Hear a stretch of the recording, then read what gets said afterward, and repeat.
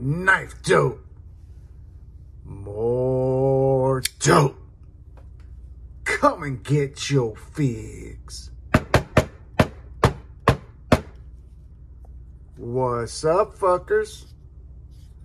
Your boy's back with a fresh batch of dope. KnifeDope. That's right, people. The hits don't stop. We have officially just reached the first purchase of 2024. You know, as we were coming to a close for 2023, I had done a little bit of self-reflecting, actually just realizing how much I had spent in the last 2 years.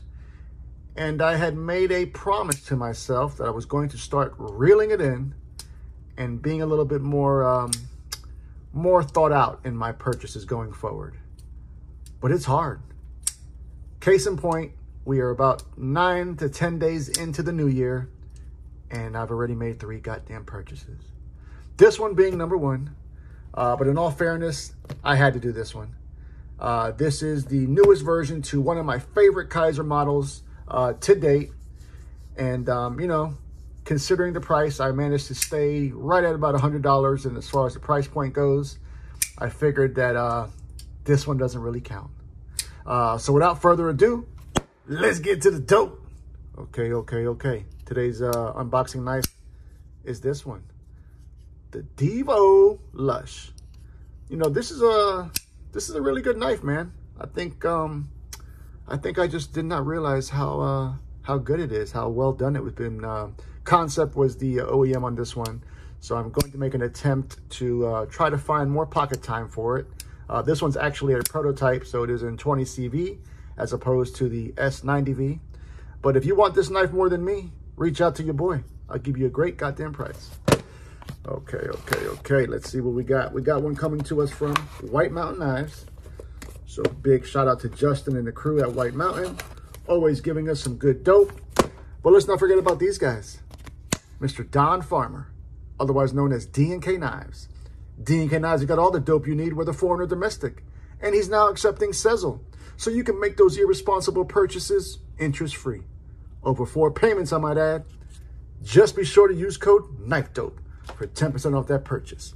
And then once you buy that knife, you got to mod it, trick it out, make it your own. Head on over to the GOAT, original GOAT that is. Treat yourself. I would. Just be sure to use code FUCKER for 15% off that purchase. Okay, people, the shilling has stopped. Let's get to the dope. Okay.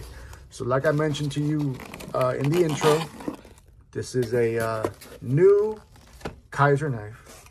Now, you know, I tell you, Kizer has kind of been, I don't know.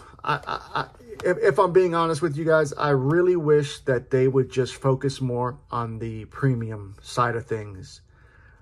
I think that when they start doing too much of that budgety shit, I think in the grand scheme of things, it takes away from their premium. It takes away the value of some of their premium knives. Maybe you don't appreciate them as more because you kind of think, oh, well, shit, they just dropped this one and that one. I think if they really wanted to continue to do the budgety shit, they should make a separate entity, kind of like Civivi and Sencut and We. Do something like that. Like, I know they've got their Vanguard series and what have you, but just make a whole different company. Don't brand those budget knives with a Kizer logo. They should have their own logo, their own entity. Because I tell you, Kizer is very capable of making some premium knives. I think that's their calling. So I wish that's what they would do. This one kind of is on the border. This one came in at $105. And this is the newest version to my favorite Kizer model. Get ready for it, people. This one is the White Mountain Knives exclusive Towser K, baby. Now, the reason why I made this purchase, number one, like I said, is the Towser K is quite possibly my favorite Kizer model. I've got, I think, almost all the variations. But one of the last variations they released was that button lock version. And it really left a bad taste in my mouth. So I think Kizer realized that, and I think they wanted to kind of give us a, hopefully a much better version to the Towser K, the Mini Towser K. These came in at $105. That's before discount code. That feels good, people. and they're using the clutch lock, which is their interpretation of the crossbar lock. So we've got it in the open position. We're looking at about 7.65 according to the specs. I don't know if that's right. Yeah, fuck it. That's probably about 7.65. They went with titanium this time around. Granted, I'm not a frag guy. That was the only option you had for this version of the knife. They gave us a stainless steel pocket clip, which is ambidextrous, right or left hand tip up, multiple settings. So you can go full deep, or you can actually make it a little bit more shallow. Ergonomically feels great in the hand. Action is good. You know, this is their using their clutch lock. So if you're not familiar with that, it's basically an adjustable crossbar lock. You've got different settings to so you can dial in your spring tension. 154 cm is this blade steel. Beautiful sheep's foot blade shape. Full flat grind. Love their stonewash finish. We've got about 110 thousandths on your blade stock. Blade length comes in just over 3 at 3.7. You know, I don't have a weight for you guys on this one, so let's find out real time, right? Fuck it. Let's see if I can do this like this. Boom. So here we go. We zeroed out. We are in the ounces. And there ain't no way. That ain't no goddamn 2.2. We got to take it off this fucking thing. Hold up. So let's do it now. What? 13 point. Ain't no fucking well. Let me just tear that shit out. What the fuck is going on? There we go. Tear. 4.7. Yeah, that seems more likely. You know, so 4.7 is a little bit heavy, but I think the reason for that, obviously, is we have full-length stainless steel liners. You know, being that they were going to go with titanium, I really wish they would have done something with not giving us those full-length liners. I think it just makes it feel a little bit cheaper than it actually is. You know, it just feels cheap with those liners like that. But, you know, that's basically the Towser model. They always come with full-length liners. Let's go ahead and go over some comparisons real quick, and then we'll go ahead and revisit the entire Towser collection. First up, got to roll with America. We're going to go with the Mini Benchmade Griptilian, or Benchmade Mini Griptilian. So there you see that. How about a Kizer one? We're going to go with the Kizer Sheepdog. So here we see that Mini Towser is actually bigger than the goddamn Sheepdog. I did not know that, people. Let's do a couple more, shall we?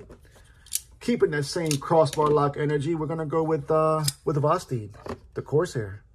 Great goddamn knife, people. If you haven't tried the Corsair, highly recommend it. Next up, premium knife. We're going to go with the Brian Brown Knives Jaeger version 3. River's Edge Cutlery exclusive. So here we see that one. Let's do 2 more. God damn it, 2 more. Let's go back to the budget side of things. We're going to go with the Civivi Chevalier, also version 2. So there you see that. Last but certainly not least, another Devo sighting. And we're going to go with the Growler, also version 2. Don't get it fucked up. So you see there that this Towser is, I think, the perfect size, right in my sweet spot, coming in at 7.6. You can't beat that. Now let's talk about it in the hierarchy of things in my entire Towser collection. The very first one that got me into the model was the OG version right here in these blue, I think this is blue rich light. Yeah, this is blue rich light. Same blade steel, 154 cm.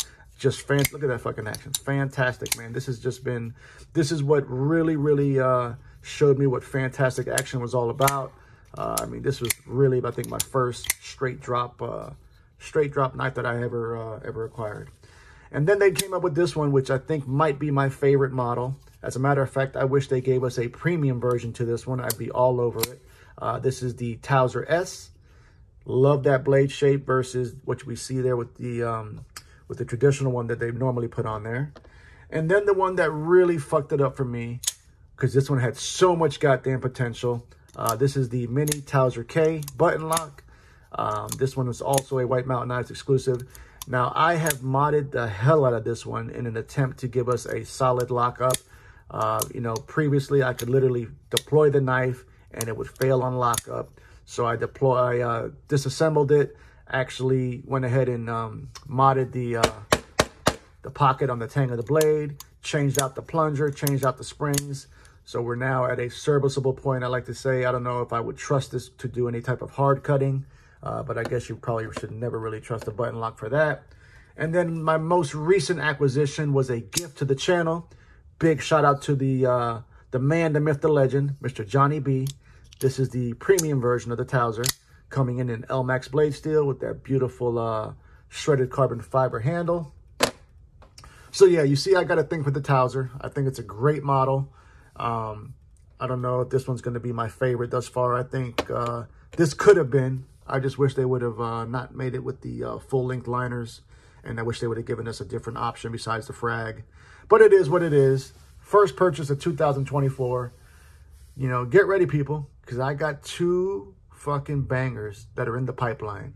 Got shipping, so they are en route, and they are American made. That's been another thing I think I'm focusing on this year, is going to be American made. But like I mentioned previously, not at the sacrifice of quality. So these next 2 I got coming should be really impressive. So stay tuned for that. Love you, mean it. Until the next time, cut something, cut someone.